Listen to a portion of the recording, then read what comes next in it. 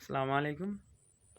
যারা আমার ভিডিওটা দেখতেছেন তাদের জন্য একটু রিকোয়েস্ট থাকলো যে ভিডিওটা সম্পূর্ণ দেখবেন, আর ভিডিওটা ভালো লাগলে তাহলে কমেন্টস করবেন বা লাইক করবেন। আর যদি ভালো না লাগে তাহলে আপনি স্বইচ্ছা। তবে কি একটা জিনিস মনে রাখেন, আপনি যদি কারোর সাথে থাকেন তাহলে আপনার সাথে কেউ থাকবে। আপনি যদি কারো উপকার করেন একদিন আপনারও কেউ উপকার করবে। আপনি আমাকে এড়িয়ে যাবেন না, তাহলে আপনাকেও কেউ এড়িয়ে যাবে না। 1 মিনিট 2 মিনিট যাই দেখুক, দেখে ভালো লাগলে একটা কমেন্টস করবেন বা লাইক একটা করলেন। এতে কি আপনারও পরিস্থিতি বাড়লো, আমিও দেখলাম যে আপনি আমার ভিডিও দেখলেন। তার মানে আমিও একটু চেষ্টা করবো যাতে আপনার প্রোফাইলে ঢোকা যায়, আপনি কি কি ভিডিও ছাড়েন, আপনার ওটি ভালো কিছু থাকলে সেটা আমি গ্রহণ করলাম। তা আর আমার প্রোফাইলে যখন আপনি ঢুকবেন সেখানে দেখলেন যে ভালো কিছু আছে কিনা, হয়তো দু একটা ভালো লাগলো বা কোনো একটা ক্যাপাসিটি আপনার মাথার মধ্যে ঢুকলো, ওটা নিয়ে একটা ভিডিও করলেন। তাহলে দেখা গেল কি আপনারও উপকার হলো, আমারও উপকার হলো। আর ফেসবুক ইউটিউবে তো সবাই এভাবেই সফলতা পেয়েছে। এই যে একটা কমেন্টস করে, অনেকে ভালো ভালো কমেন্টস করে, ওই কমেন্টসটি দেখা যাচ্ছে কি অন্য জনের আইডিতে আবার আপনি করে পাবেন। বা আমারটা কমেন্টস করলেন, আমি ওই কমেন্টসটা পড়ে ভালো লাগলো, আমি আবার আরেকজনে করলাম। এভাবেই তো একজন একজনের সাথে পরিচিতি পারে, একজন একজনের পরিচিতির মাধ্যমেই ফেসবুক ইউটিউবে অগ্রসর হওয়া যায়।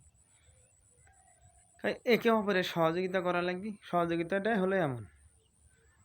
তবে ভালো ভালো ভিডিও বানান নাকি, যেগুলো ভিডিও বানালে মানুষ দেখবি, দেখে কিছু উপকৃত হবে। এই যে দেখেন, আমি এই যে সন্ধ্যার আগে আগে চলে আসছি এই ভুট্টা ক্ষেতের পাশে, আসে দেখতেছি ভুট্টার অবস্থা তো ভীষণ ভালো না। এই যে বড়ি আবাদ করছিল এখানে, বড়ি গাছ তুলে ফেলাইছে, আবার নতুন করে চারা লাগাইছে, বেড করছে। তো দেখেন কৃষিতে মানুষ কম আসে, কারণ কৃষির জন্যে বর্তমান যুগে জেনারেশন ছেলেবেলারা কৃষি করতে চায় না, কারণ কৃষিতে লাভ নেই। সবাই মানে চাকরির প্রতি আগ্রহী বেশি, আমিও তেমনটাই, আমিও চাকরির প্রতি আগ্রহী বেশি। কৃষি আমার পছন্দ না। কিসের জন্যে? এই কৃষিতে যে হাড় ভাঙা পরিশ্রম, এই পরিশ্রম যদি আমি অন্য অন্য পেশায় করি তাহলে আর চাইতে ডবল লাভ আসবে। কিন্তু কৃষি যে এত কঠিন, সবার পক্ষে করা সম্ভব না। আর কৃষির চাইতে আমি চাকরিকে প্রাধান্য বেশি দিই, মানে চাকরির মাধ্যমে আমি সফলতা পেয়েছি। আর কৃষিতে কয়েকজন সফলতা পেয়েছেন না পেয়েছেন তা জানি না। কেউ যদি পায়ে থাকেন তাহলে একটু কমেন্টসে জানাই। কিন্তু চাকরিতে যারা ব্যর্থ হয়েছেন তারাও একটু জানাই, আর চাকরিতে যারা সফলতা পেয়েছেন তারাও একটু জানাই। কারণ ভিডিওটা আপনার ভালো লাগতেও পারে, নাও লাগতে পারে, তবে কিছু কিছু কথা আপনার মনের ভিতরে ঢুকতে পারে, যে কথাগুলো শুনলে আপনার উপকার হবে। কারণ চাকরির প্রতি অবহেলা করা যাবে না। যাই যে যে পজিশনে চাকরি করি বা যে পদে কাজ করি তা সঠিকভাবে দায়িত্ব পালন করা লাগবে এবং সঠিকভাবে পরিচালনা করা লাগবে। যে ব্যবসা করেন, ব্যবসার সময় সব দিকে খেয়াল রাখা লাগবে। যে মনোহারি ব্যবসা করেন তাদের আর বেশি খেয়াল রাখতে লাগবে, যে কাপড়ের ব্যবসা করেন তারাও আর বেশি খেয়াল রাখতে লাগবে। কিসের জন্যে? কারণ কেউ দাম বলবে আর একজন একটা না বলে নিয়ে যাবে, মানে যাক কয় চুরি। আমরা তো ইউটিউবে ফেসবুকে অনেক দেখি, যারা সিসি ক্যামেরায় লাগাইছেন দেখা যাবে একটা জিনিস দেখাতে বলছে আর একটা ওদিক থেকেও লুকাইয়ে রাখছে।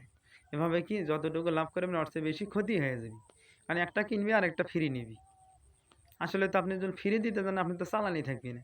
এর জন্য অনেকে ব্যবসা করেও সফলতা হয় না। কিসের জন্য? কারণ ব্যবসার চোখ হবে পাঁচটা। একটা দোকানের সামনে থাকবি, একটা দোকানের ভিতরে থাকবি, একটা ক্যাশে থাকবি, একটা মানুষের নজরের দিকে থাকবি, আর একটা মালামালের উপরে থাকবি। কারণ একটা ব্যবসায়ীর চোখ যদি পাঁচটা না হয় সে ব্যবসায় কখনো সফলতা অর্জন করতে পারবি না। এমনই যে কোনো প্রতিষ্ঠানে প্রধান যায় তারও চোখ পাঁচটা থাকা লাগবে।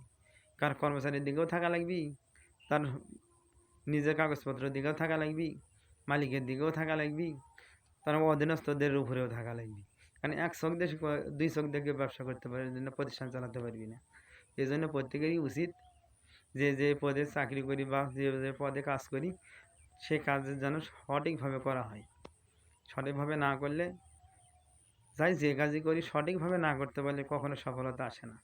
কারণ যারা কৃষিকাজ করে সঠিকভাবে না করলে তারা কৃষিতে সফল হতে পারে না। যারা গরু ব্যবসা মানে সব কথা শেষ কথা, মানে যাই যে ব্যবসায় করুক সঠিকভাবে করা লাগবে, পরিকল্পনার মাধ্যমে করে, তাহলেই সফলতা পাওয়া যাবে। আসসালামু আলাইকুম।